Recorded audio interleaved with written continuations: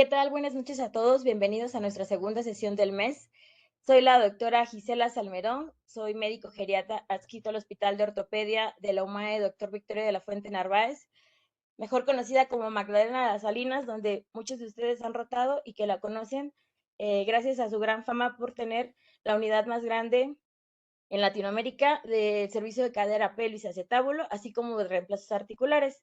El día de hoy me da un gusto poder presentarles a la ponente, que es la doctora Anabel Marín Tinoco, una compañera del trabajo y gran amiga a título personal. Muy bien, Anabel, bienvenida. El día de hoy el tema que va a presentar es el tema de caídas en el adulto mayor con diabetes.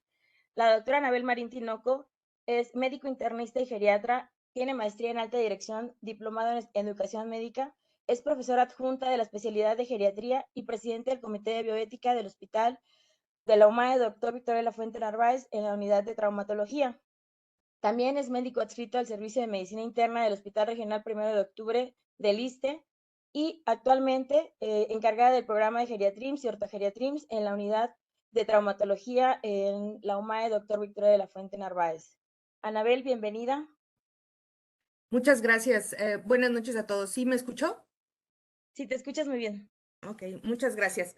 Buenas noches. Es un placer para mí estar con ustedes el día de hoy.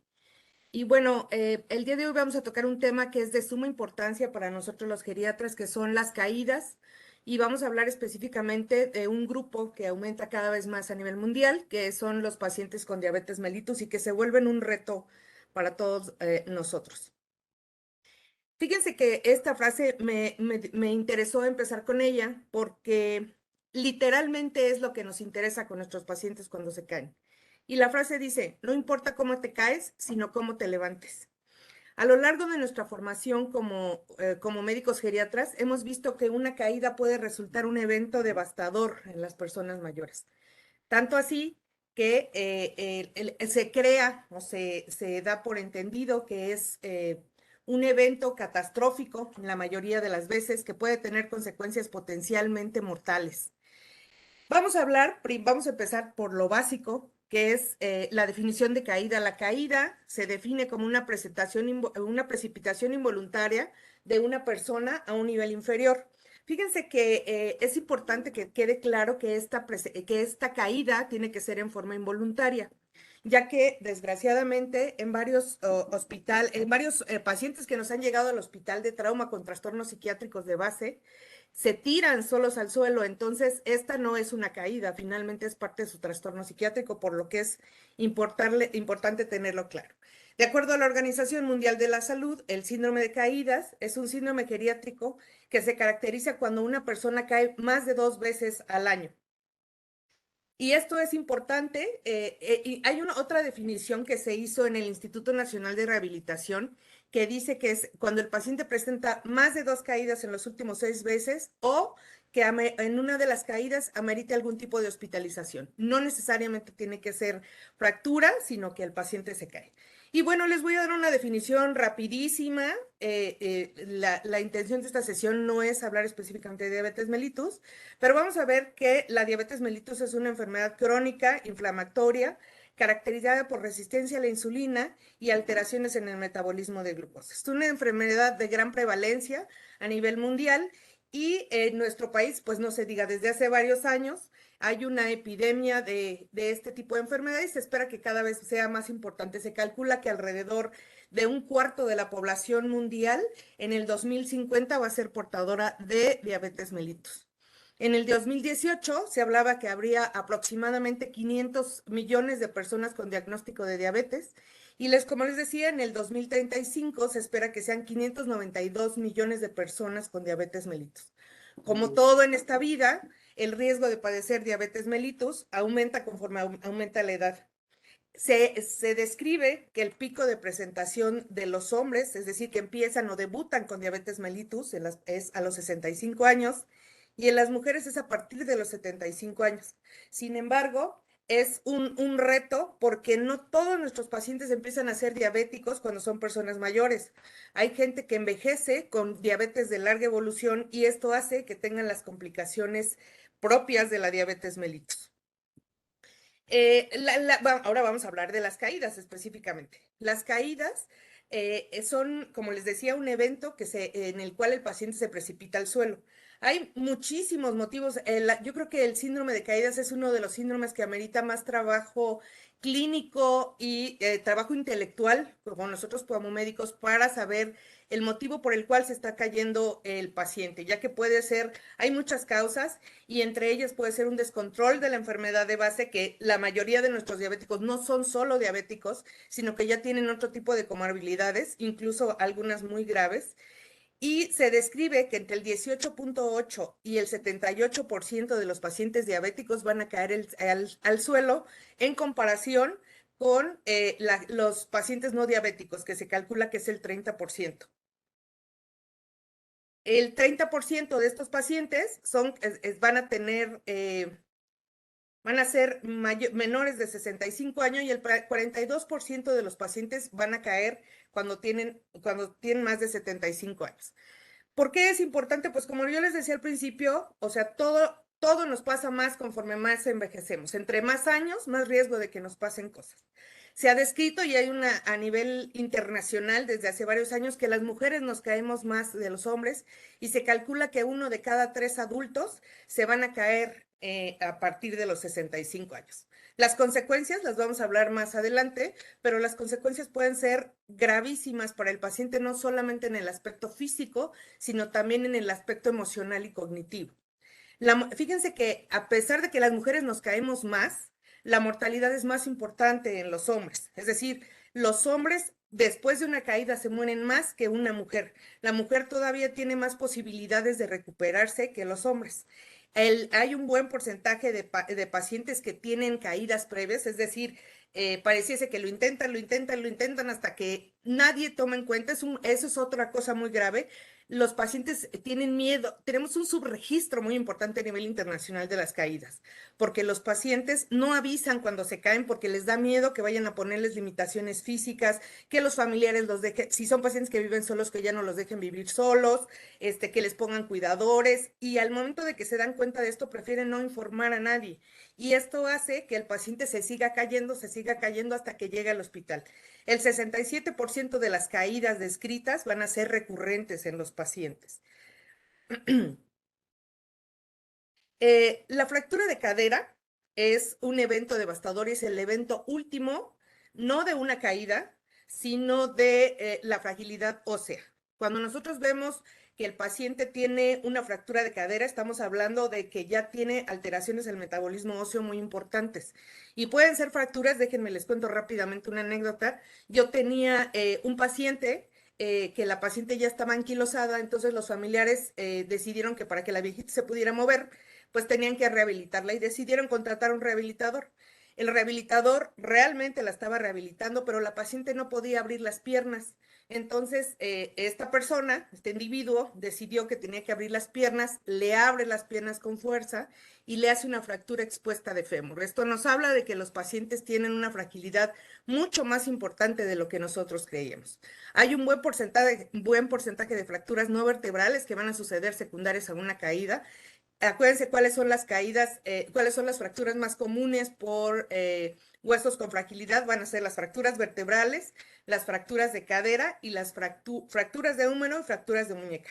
La fractura de muñeca es un predictor de fractura de cadera, de tal forma que si ustedes tienen un paciente que se cae y tiene una fractura de muñeca, es importantísimo que a partir de ese instante nosotros empecemos el tratamiento para osteoporosis y también hagamos toda la prevención para evitar que el paciente se vuelva a caer, porque el riesgo de que presente una fractura de cadera es muy importante. En los pacientes, ¿qué pasa en los pacientes diabéticos? Pues en un paciente diabético aumenta la mortalidad después de una fractura de cadera. Esto en comparación a los pacientes que no son diabéticos. Y también va a haber un aumento en la morbilidad, es decir, tienen más riesgo de presentar desde eventos tromboembólicos hasta procesos infecciosos, ya sea infección de vías urinarias, una neumonía, que es sumamente común, sepsis, incluso la muerte.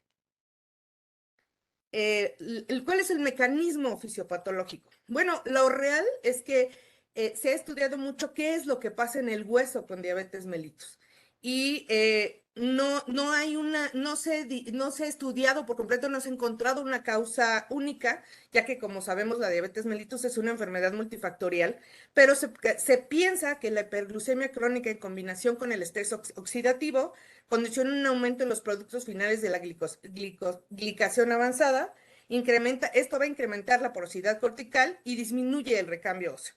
Esto debemos de tomarlo en cuenta. Esto es un mecanismo fisiopatológico que se ha propuesto por el cual el hueso tiene alteraciones en la diabetes. Además de que va a haber alteraciones en el músculo. Los pacientes con diabetes mellitus tienen un riesgo más elevado de presentar sarcopenia, de presentar dismovilidad.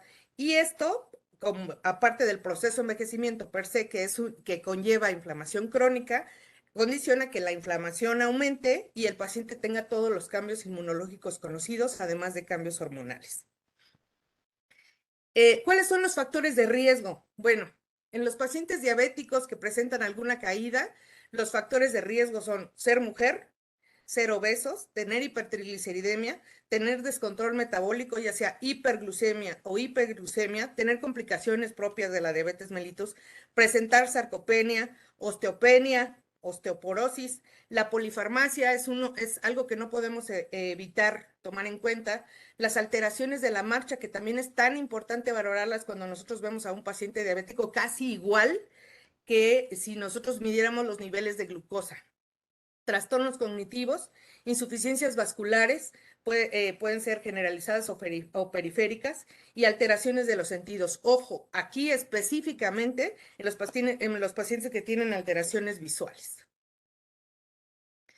Bueno, la sarcopenia es se ha hablado cuál es el mecanismo fisiopatológico. Se habla que hay en los pacientes que tienen sarcopenia y diabetes mellitus, hay una disfunción mitocondrial. Y se ha visto que las mitocondrias en el músculo de los pacientes diabéticos cada vez se hacen más pequeñas y pierden muchas de las funciones. Esto condiciona que no haya un adecuado proceso de lactina y la miosina.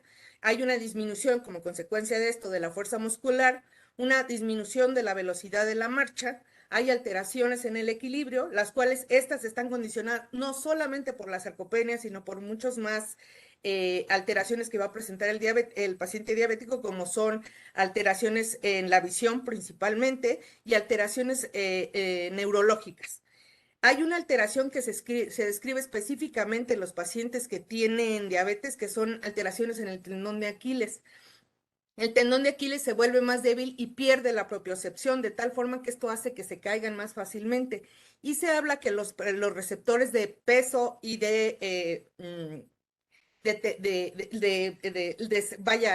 bueno, a ver, déjenme, los neurotransmisores en las rodillas hacen que no tengan una percepción adecuada. Si a esto le sumamos a los pacientes que tienen sobrepeso, se ha visto que cuando el paciente va caminando, va a tener una sensibilidad alterada en el pie, en la planta del pie. Y esto hace que no tenga una velocidad de la marcha adecuada, que pise chueco, que tenga anormalidades en el pie y que pierda más sensibilidad y que haga mucho más propenso al paciente a caerse. La neuropatía en los pacientes adultos mayores diabéticos va a estar presente en el 30 y el 50%. Esto va a condicionar pérdida de la sensibilidad, alteraciones en el equilibrio, que no solamente están dados por los procesos neuropáticos, sino también por los procesos vasculares. Va a haber una inestabilidad de la marcha. Recuerden ustedes que la marcha va a cambiar a lo largo del tiempo. Incluso se describe una marcha diferente en los pacientes, en los adultos mayores, que es decir, que va a tener el plano de sustentación más ancho, no va a haber el braceo va a estar disminuido, la marcha va a ser lenta, pueden tener alteraciones de los isquiotibiales, lo cual hace que no levanten la punta del pie y que sea más fácil que se caigan. Además de que se habla que un 15% de los pacientes diabéticos van a tener neuropatía autonómica ganglionar periférica. Postganglionar periférica. Y esto hace obviamente que tengan más alteraciones, no solamente para el movimiento, sino al momento de, por ejemplo, la hipotensión ortostática. Acuérdense que una de las manifestaciones de hipoglucemia es esa sensación de mareo que tienen los pacientes cuando se levantan, que no necesariamente es hipotensión ortostática, pero que nos puede estar hablando de una disautonomía secundaria a hipoglucemias repetitivas. Otro punto sumamente importante es la retinopatía y al cual se le atribuye un buen porcentaje de las caídas. El 60% de los pacientes diabéticos van a tener retinopatía diabética de los diferentes tipos. Esto sumado al proceso de envejecimiento, lo cual los va a llevar a tener una disminución de la percepción del contraste. Esto hace más fácil que el paciente no vea los bordecitos, que no vea si hay algo tirado en el suelo, no vea si hay agua y que sea mucho más fácil que el paciente se caiga. Hay una disminución en la percepción de profundidad, por eso es mucho más fácil que el paciente, si hay un desnivel, no se dé cuenta y se resbale en ese desnivel.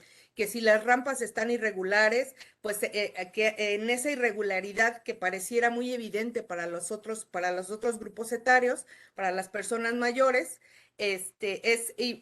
puede hacer que se caigan.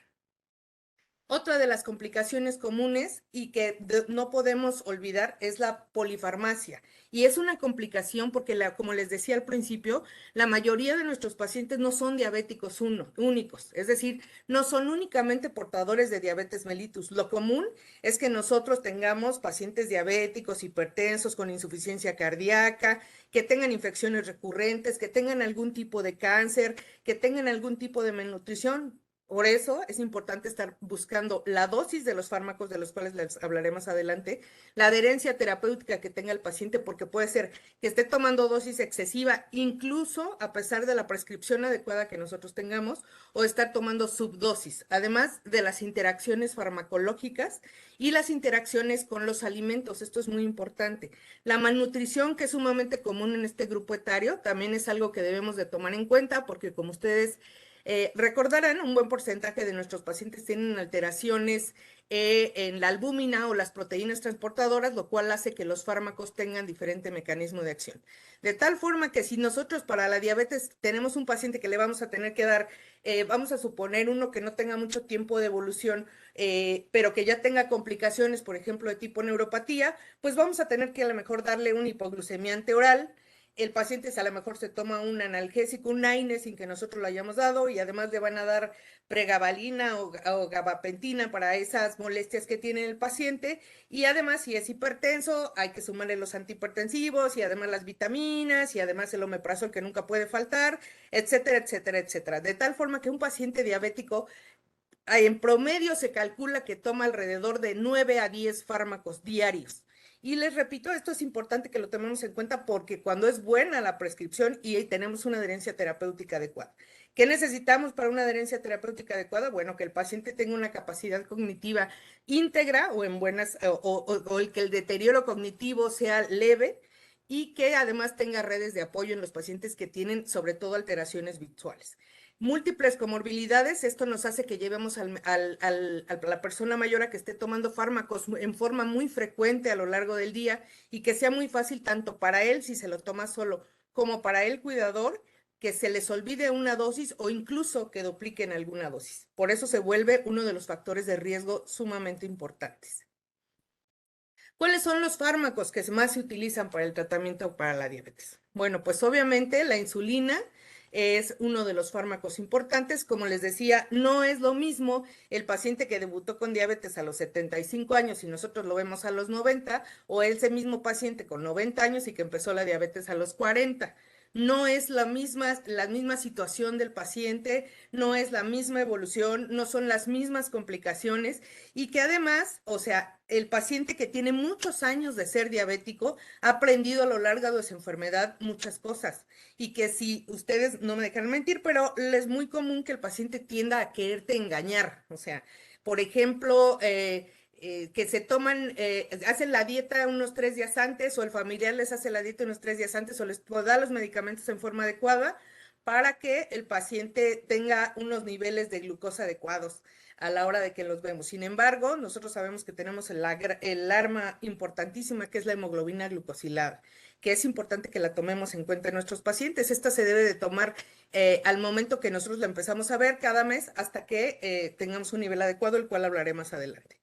¿Cuáles son los fármacos? Bueno, las sulfonilureas. Estos son los grupos farmacológicos que más conocemos y que más utilizamos. Y ahorita les voy a hablar rápidamente del efecto que cada uno de estos fármacos tiene en los huesos. Uno de los grandes fármacos muy utilizados para el tratamiento de la diabetes mellitus es la metformina. Se habla que no tiene un efecto real en el hueso y se dice que no aumenta el riesgo de las fracturas, incluso puede tener un factor protector. Por lo tanto, la metformina, si hablamos específicamente en relación al hueso, es un muy buen medicamento.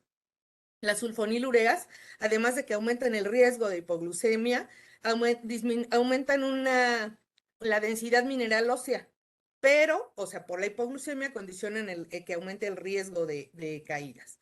Las sincretinas, hasta ahorita no se han encontrado, no se han hecho los estudios suficientes como para saber el efecto real que tienen en el metabolismo óseo.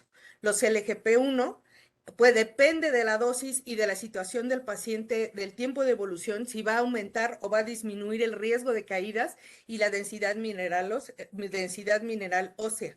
Las tiazolidinedionas estas van a afectar la osteoblastogénesis, es decir, estos fármacos sí condicionan que aumente la osteoporosis.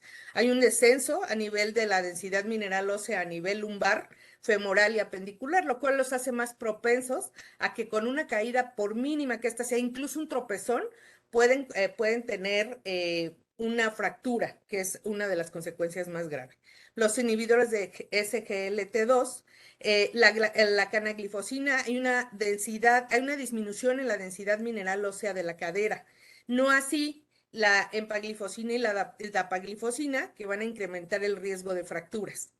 Los DPP4, esos van a disminuir el riesgo, esos específicamente el riesgo de las fracturas.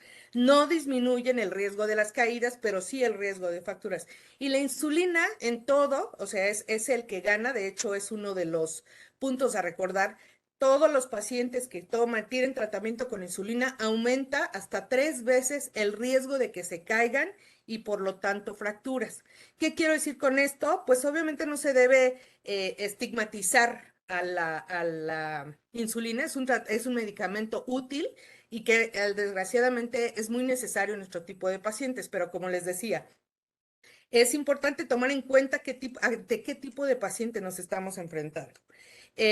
¿Cuál va a ser el control metabólico ideal? Hay muchos artículos en relación a esto y la mayoría te dicen que tener un control metabólico ideal de los pacientes diabéticos y para disminuir el riesgo de caídas es de 7 a 8.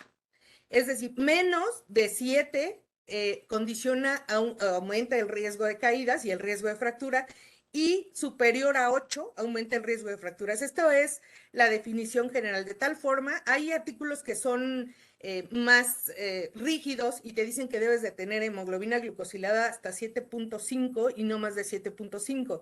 Sin embargo, esto es uno de los grandes retos que tenemos nosotros como geriatras, el estar viendo las condiciones generales que tiene nuestro paciente y qué podemos hacer en relación a ajustar el tratamiento. A veces tenemos que ser un poco más permisivos. Acuérdense que tenemos que tomar la decisión en base a la expectativa de vida, a las complicaciones, a las redes de apoyo, si el paciente va a poder seguir teniendo acceso a la insulina, si tiene dinero como para tener una ingesta adecuada de alimentos. Todo esto es muy importante. El control excesivo aumenta, como les decía, es el riesgo de caídas, y esto es a partir de hemoglobina glucosilada de 6.4. ¿Cuáles son las comorbilidades que más se han estudiado para los pacientes que tienen diabetes mellitus y síndrome de caídas? Bueno, por supuesto que hay muchísimas. O sea, el paciente diabético añoso puede tener cualquier cantidad de enfermedades.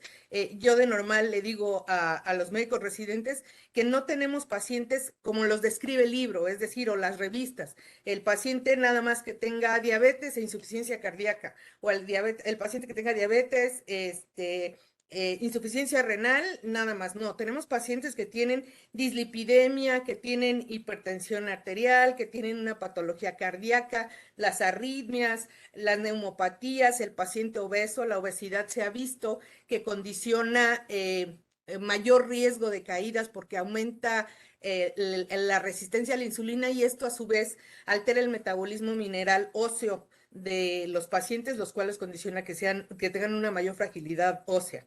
El síndrome metabólico, que se vuelve obviamente muy común, y algo muy importante que les puse específicamente en los factores de riesgo son los triglicéridos. Los triglicéridos específicamente se ha encontrado que son predictores de mala respuesta en caso de que el paciente presente una fractura. Van a tener alteraciones metabólicas no bien dilucidadas hasta ahorita, pero que los artículos mencionan que condicionan que no se haga un recambio mineral óseo en forma adecuada, de tal forma que debemos tener mucho cuidado con los triglicéridos, pero sin que los quitemos, sin tener un extremo control. Es decir, tenemos que tener mucho cuidado con los fármacos que disminuyen estos, porque muy fácil nos podemos ir del otro lado y condicionar una hipotrigliceridemia, y esto es un factor de riesgo, un factor de mal pronóstico. Muchas más enfermedades que pueden ser desde cáncer, insuficiencia renal, insuficiencia hepática, vaya, hay un sinnúmero de enfermedades que está de más que yo se las esté diciendo. Es tan importante la diabetes mellitus en los pacientes con, en que presentan caídas, que en muchos países se ha intentado buscar factores, que hagas un diagnóstico, que hagas una escala pronóstica para que tú sepas qué tanto riesgo tienen de fractura y de mortalidad en este tipo de pacientes. Este es un estudio muy interesante. El problema es que es en Sri Lanka y el número de pacientes es muy pequeño, es de 2019. Y ellos proponen que si tú mides la fuerza muscular de los muslos, de las piernas, que si tú mides la hemoglobina glucosilada, que si tú mides velocidad de la marcha, que si tú mides capacidad cognitiva, con eso puedes hacer un factor predictor. Sin embargo, esta es una propuesta, o sea, todavía no lo echan a andar, y con esto te puedes dar cuenta si el paciente tiene buen o mal pronóstico después de presentar una caída. Esta es una tabla en la que vamos a resumir lo que hemos visto hasta ahorita. Los factores, el riesgo de caída va a estar presente en todos los pacientes que tengan por arriba de 65 años. Hay que recordar que 1 de cada 3 pacientes mayores de 65 se van a caer y que van a volver a caer en un año si nosotros no tomemos medidas precautorias, es decir, si no hacemos prevención. La medicación antidiabética, debemos de tomar en cuenta qué medicamento vamos a empezar con ese tipo de pacientes y cuánto tiempo tienen tomando esos medicamentos. Como les decía, el tiempo de evolución dice muchas cosas. Las comorbilidades, pues pueden ser muchísimas. Estos son algunos ejemplos: arritmias cardíacas, sarcopenia, hipertensión, obesidad. Y las complicaciones que van a llevar a esto van a ser la retinopatía, las más importantes que se habla hasta ahorita, la retinopatía, neuropatía periférica y la neuropatía autonómica. No es menos importante, si vale la pena mencionar, también aquellos pacientes que tienen trastornos de la función renal. Es decir, cada vez estamos viendo más pacientes añosos que necesitan tratamiento sustitutivo de la función renal y que se les inicia este tipo de tratamiento. Pero estaríamos hablando ya de otro tipo de paciente, porque además acuérdense que ellos tienen alteraciones metabólicas óseas en sí, por sí mismos, con la puritita insuficiencia renal, y si a eso le sumamos todas estas alteraciones más el proceso de envejecimiento, son pacientes que se vuelven sumamente frágiles.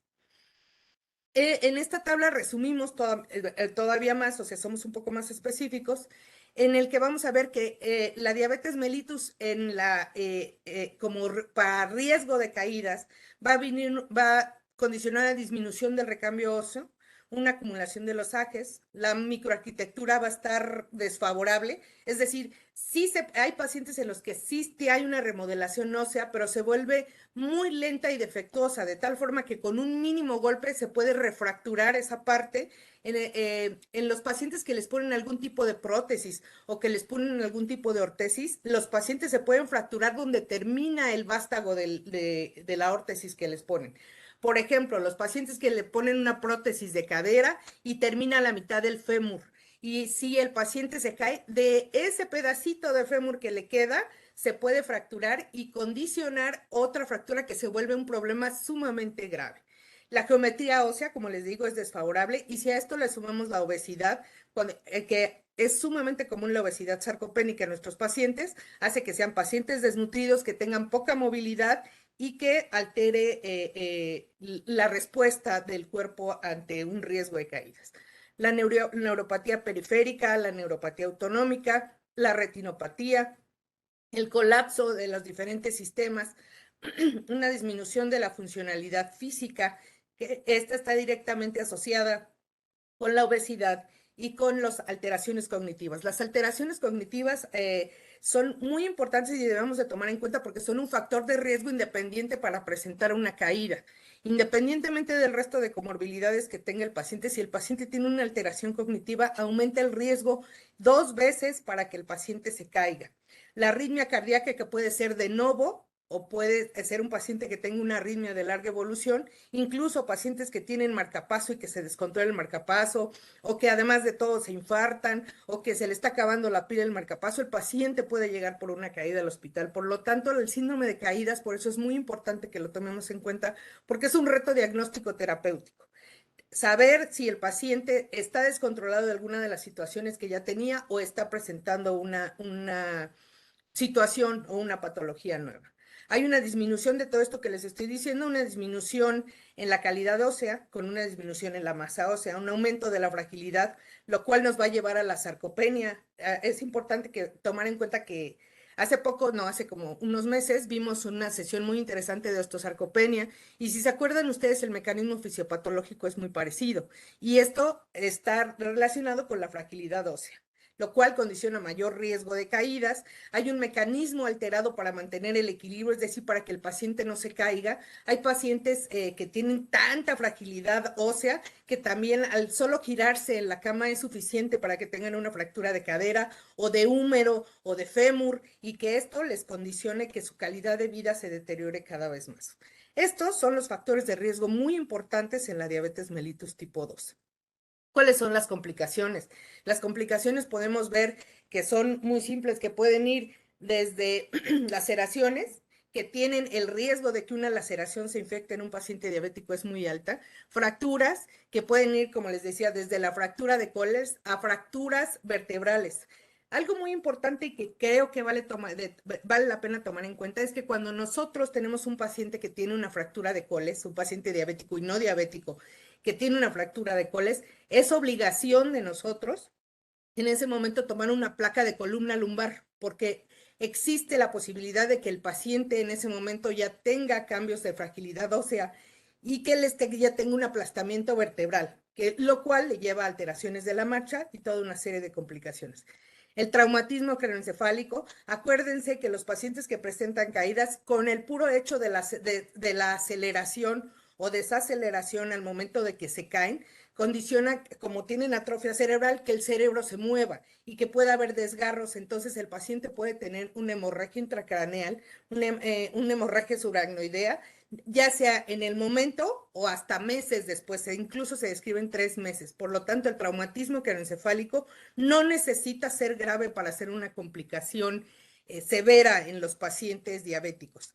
Esto condiciona obviamente unas alteraciones en la calidad de vida. El paciente va a perder la confianza en sí mismo, va a tener un abatimiento funcional, va a empezar su dependencia si nosotros no tomamos medidas, empieza la dismovilidad, la gente le tiene mucho miedo a moverse después de una fractura, y ya que el paciente está operado, independientemente de la ortesis que hayan decidido ponerle, es para que el paciente se pueda mover. Si bien es cierto que el paciente en algún tipo de órtesis no se va a poder levantar en el primer día, sí va a tener una mayor posibilidad de moverse. Es decir, recordarles a los pacientes que lo único que tienen fracturado es un hueso. Tenemos que cuidar las dos articulaciones más cercanas al sitio de fractura, y de lo demás, todo lo demás lo pueden mover. Si es un húmero, pueden mover las piernas, pueden mover el otro brazo, pueden mover el cuello. Si es una cadera, pues pueden mover el pie, pueden mover el tobillo, la otra pierna,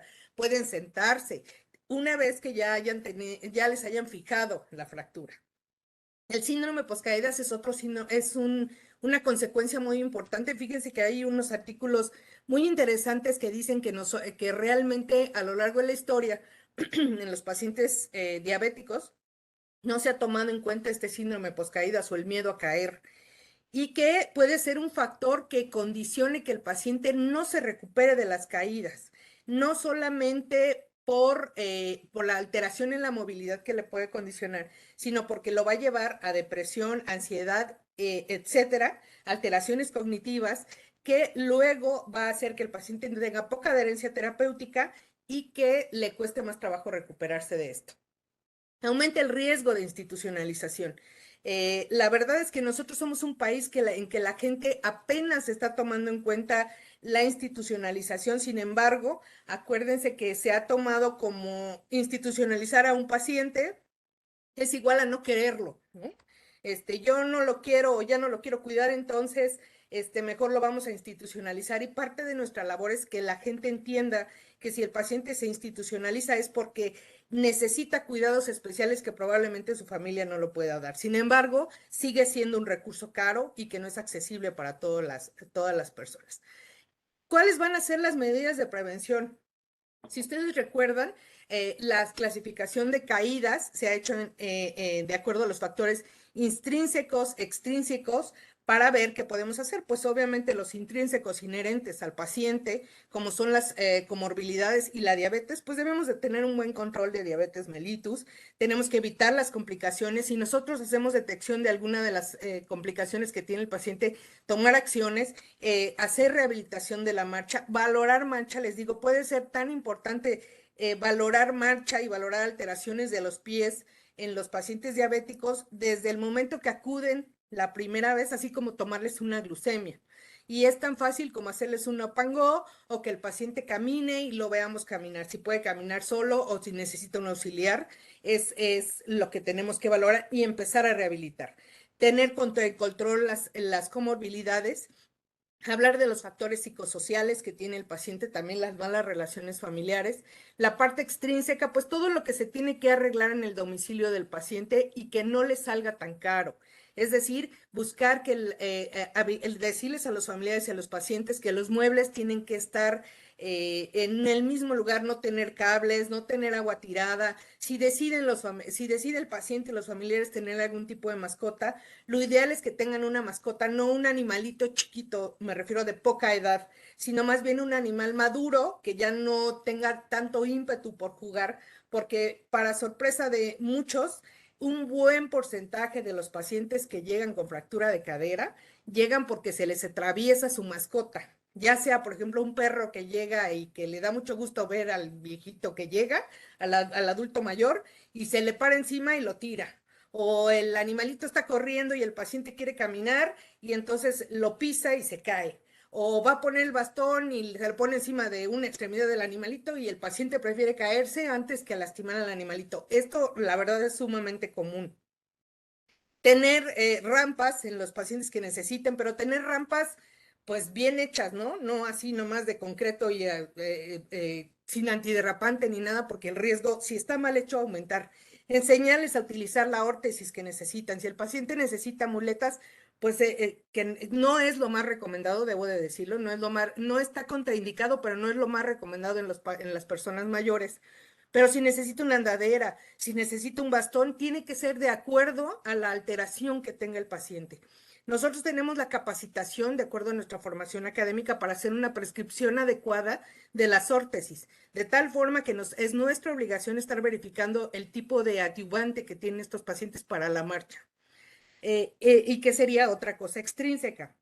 Y lo más importante de todo, pues es individualizar el tratamiento. Nosotros tenemos una población muy diversa que va a envejecer de diferente forma, que va a tener diferentes comorbilidades y que tenemos que estar valorando en forma continua qué necesita nuestro paciente. Es decir, ya pasó la época o ya no es época de estar vigilando nada más un control metabólico adecuado, sino qué es lo que tenemos que individualizar. Es importante recordar que nosotros como geriatras, desgraciadamente, pocas enfermedades vamos a curar. Es decir, a diferencia de, ¿qué les puedo decir? Un cirujano que si tiene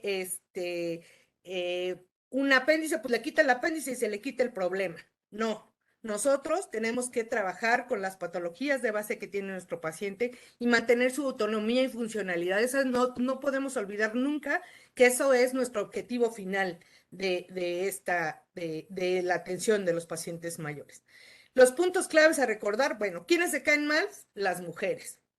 Va a depender del tiempo de evolución que tenga de la diabetes mellitus, si las complicaciones que presente sean menos o más, pero obviamente entre más tiempo de evolución tenga el paciente diabético, más fácil va a ser que se caiga y que tenga complicaciones secundarias a las caídas. Que tenga complicaciones, las complicaciones más frecuentes que se han asociado a las caídas son alteraciones visuales, alteraciones de tipo neuropatía y alteraciones osteomusculares previas, por ejemplo, una enfermedad articular degenerativa, etcétera. Trastornos de la marcha. Los trastornos de la marcha son sumamente comunes y que además son fáciles que nosotros podamos rehabilitar en el paciente. La presencia de más síndromes geriátricos hace que el paciente, entre más síndromes geriátricos encontremos en un paciente, más riesgo tiene de caer y de tener complicaciones con esta caída. Y el tratamiento con insulina. Es importante que nosotros seamos permisivos en el tratamiento con insulina. Ahí es lo ideal de tener de hemoglobina glucosilada con nuestros pacientes es entre 7 y 8, pero obviamente esto lo tenemos que individualizar en todos los pacientes. Esa es la gran diferencia que tenemos con el resto de los médicos. No podemos ser tan estrictos siguiendo las guías porque cada uno de nuestros pacientes es diferente y su entorno social también lo es. Y me parece que esta es la última. Muchas gracias. Espero que les haya sido de utilidad la información. Muchas gracias, doctora Marín. Pues la verdad es que muy completa la plática, la presentación. Tenemos un par de preguntas, pero como mencionabas hace un momento en la parte de la prevención, creo que es importante recordar que como parte, como bien decías, de nuestro actuar diario, es esta parte de la prevención en la que nosotros tenemos que estar de forma continua capacitando tanto al paciente como al cuidador en estos pequeños cambios, el calzado, el uso adecuado del bastón, la iluminación adecuada. Sí es importante que hagamos referencia a esto con nuestros pacientes, sobre todo porque son pequeños cambios que nos pueden evitar una gran complicación, sobre todo en un paciente que ya es dependiente, que ya tiene algún cuidado, necesidad de cuidado, y que podríamos perpetuar esta dependencia de forma pues prolongada. Tenemos un par de preguntas, como te mencionaba, la doctora, permítame. Nada que no le queda un poco, doctora, muchas gracias, muchas felicidades por su ponencia. No me queda muy claro cuál es la relación de la insulina con el aumento de riesgo de caídas. ¿Podría explicar un poco más la relación, por favor? Mira, claro que sí. El tratamiento con insulina condiciona que sea mucho más fácil que nuestro paciente haga hipoglucemias. Y la hipoglucemia es uno de los factores de riesgo más importantes para que el paciente se caiga. Es importante que nosotros recordemos que no todas las hipoglucemias en nuestros pacientes van a ser sintomáticas, sino que pueden ser algunas asintomáticas y hacer que el paciente se caiga. Esa es la relación directa que tiene. La verdad es que tener un paciente adulto mayor con riesgo de caídas y con dosis altas de insulina es un riesgo.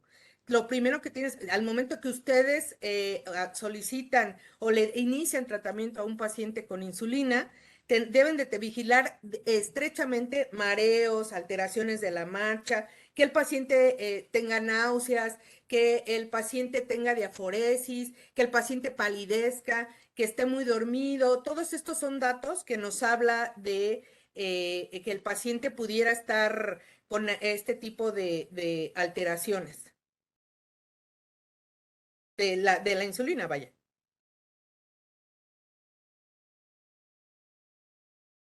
Sí, no sé si fui clara.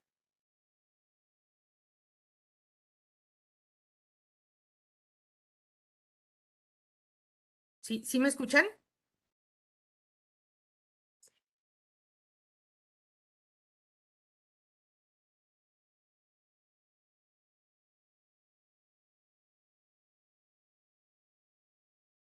No sé si respondí su pregunta, doctora.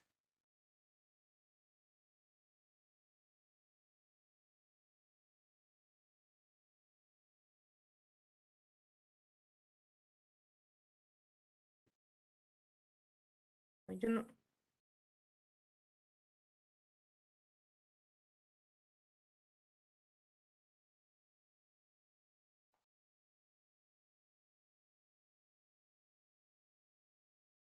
No, no, me parece que la doctora Salmerón ya nos escucha. No sé si tengan alguna otra pregunta. A ver, espérenme, déjenme ver el chat. A ver, dime.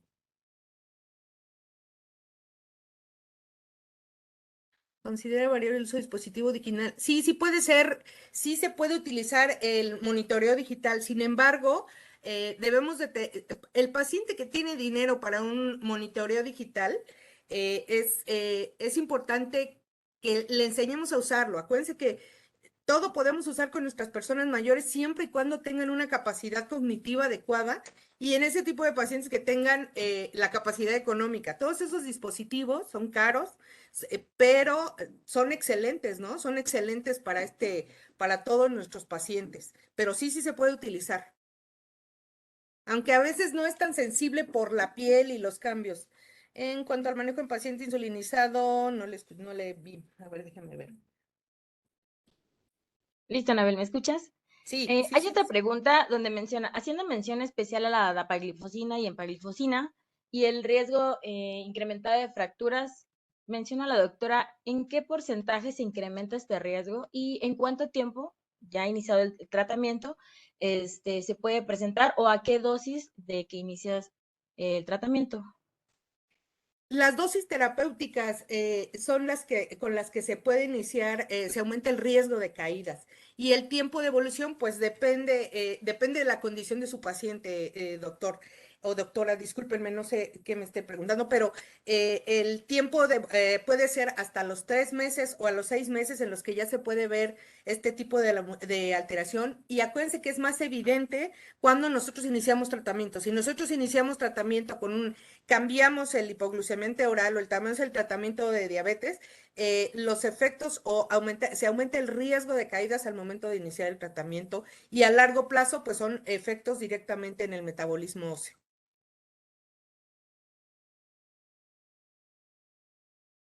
Muy bien, hay otra pregunta. Eh, menciona, muchas gracias por su valiosa ponencia. ¿Qué opinión tiene sobre el uso de... Perdón, perdón. Es que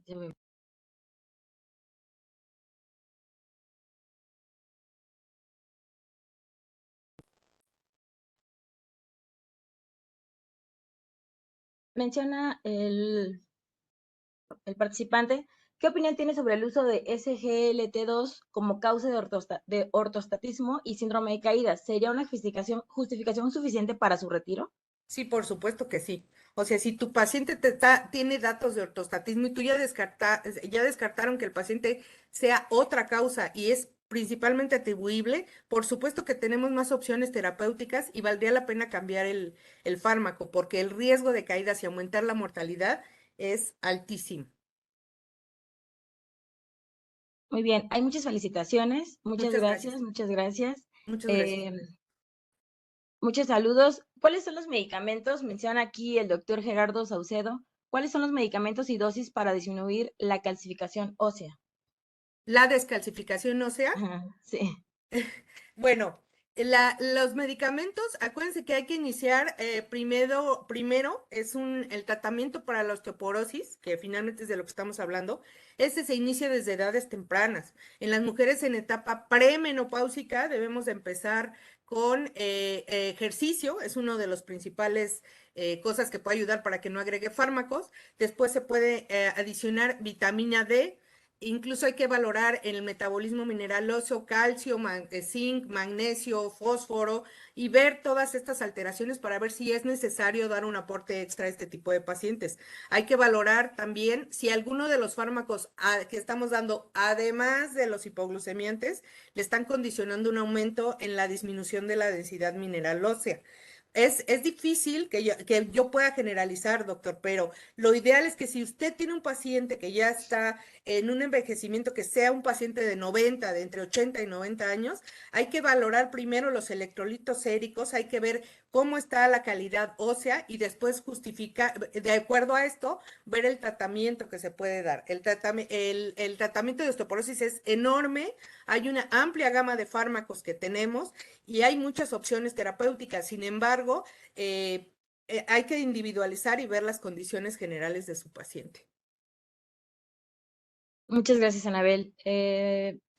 Continuamos con las preguntas. El doctor Manuel Villalobos, gran saludo a la ciudad de Monterrey. Es un gusto escucharla, doctora. Y tiene dos preguntas.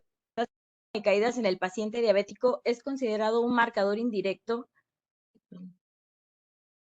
Es considerado un marcador indirecto mínimo de probabilidad de sarcopenia, fragilidad leve y dependencia leve. Con lo anterior, la pura presencia de este síndrome no justificaría una mayor preocupación por el riesgo de caídas, por el riesgo de hipoglucemia en la terapéutica empleada. La pura presencia de este síndrome no justificaría Claro, sí, por supuesto. O sea, por eso les digo que tenemos que ser mucho más permisivos en los pacientes diabéticos y que tienen riesgo de caídas. O sea, tenemos que irles como sumando. Además, acuérdense que nosotros estamos en los pacientes diabéticos, casi siempre estamos en un síndrome de multimorbilidad. Entonces, no podemos hablar de un solo mecanismo de acción, o sea, que nada más sea una causa la que nos esté condicionando alteraciones en el equilibrio, en la marcha, en la que promociones la sarcopenia, sino que se van sumando los mecanismos de acción y además se va sumando el proceso de envejecimiento, entonces hagan de cuenta que se va haciendo como una nube, ¿no?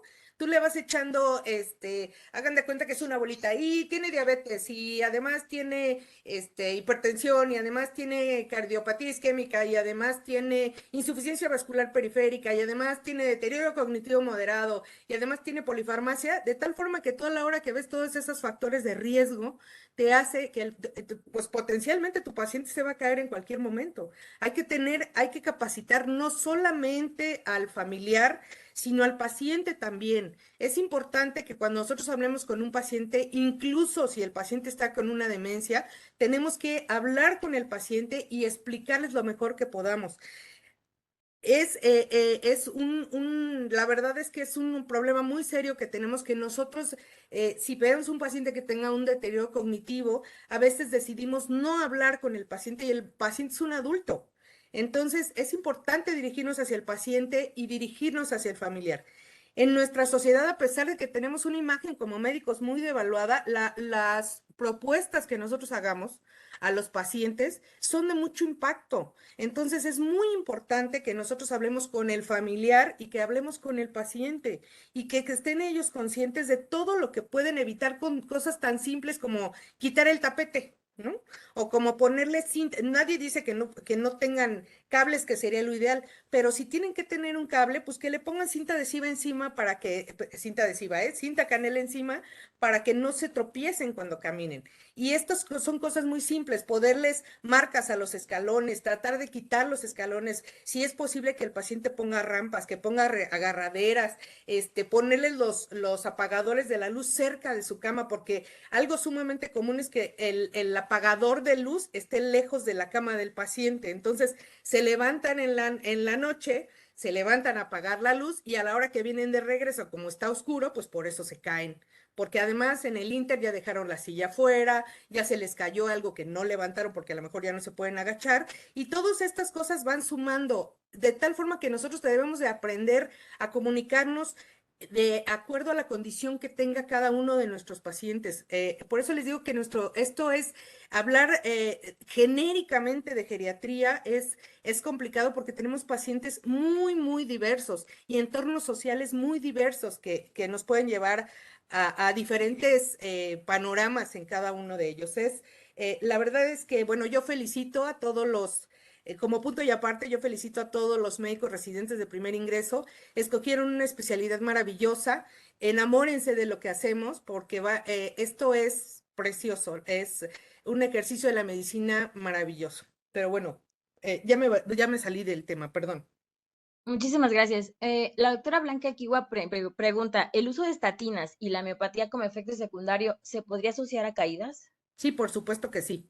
De hecho, o sea, si usted, uno de los principales problemas que tenemos o mayores cuestionamientos que tenemos con las estatinas es si se los damos o no a las personas mayores. Específicamente, doctora, para que usted le dé estatinas a un paciente que tiene un riesgo elevado de caída, si tiene alteraciones de la movilidad, yo consideraría que no vale la pena, de acuerdo, perdón, a la expectativa de vida. Si su paciente ya le hizo un cálculo y tiene una expectativa de vida menor de 5 años, pues entonces no tiene caso que le dé las estatinas porque además le va a condicionar que más fácil se caiga. La miopatía sí existe y sí es, desgraciadamente es común en nuestras personas mayores. Y si a esto le sumamos la sarcopenia, y si a esto le sumamos la malnutrición, y si a esto le sumamos la dismovilidad, que son patologías sumamente comunes, tendría que valorar, la verdad, en forma muy estricta el uso de estatinas. Muchísimas gracias, Anabel. Te agradecemos de verdad infinitamente tu presentación el día de hoy. Y aprovechando que estamos conectados en este momento, quisiera recordarles que ya tenemos fecha para el Congreso de la Academia Mexicana de Geriatría. Este va a ser en Mérida, Yucatán. Va a ser en las fechas del 27 al 29 de julio y por supuesto están todos invitados. Esperamos que algunos de ustedes nos puedan acompañar en este Congreso Nacional. Es el segundo que tenemos como parte de la organización del Congreso. Y también, aprovechando que estamos en el mes de marzo, quisiera recordarlos que estamos en el mes de la concientización de la prevención del delirium. Sí, este Día Mundial pues se va a llevar a cabo el día 15 de marzo del año en curso, es el próximo miércoles, por lo tanto los invitamos a realizar capacitaciones, realizar actividades de prevención, visualizar el delirium, establecer cuáles son esos factores de riesgo que complican la estancia hospitalaria de nuestro paciente, por supuesto, la recuperación y claro, invitarlos a todos a que hagamos esta campaña de concientización en contra del delirium, porque como bien está establecido el eslogan, el delirium nos toca a todos. Por lo tanto, están todos cordialmente invitados a hacer este tipo de capacitaciones. Anabel, no sé si quieras cerrar con algún comentario. Bueno, yo lo único que quisiera decirles es, bueno, gracias por estar conmigo esta noche y bueno, cuiden a sus pacientes por favor de que no se caigan, traten de que no se caigan porque las consecuencias son potencialmente mortales. Muchas gracias por su atención y que tengan todos una excelente noche. Muchísimas gracias. Un saludo a nuestros residentes del Hospital de Traumatología. Gracias a todos y buenas noches. Nos vemos la Buenas próxima noches. semana. Tenemos el tema por parte de la doctora Macarena Cifuentes y el tema que vamos a revisar la próxima semana es el de función cognitiva en la persona mayor con diabetes. Los esperamos. Que descansen. Gracias, Anabel. Bye, gracias.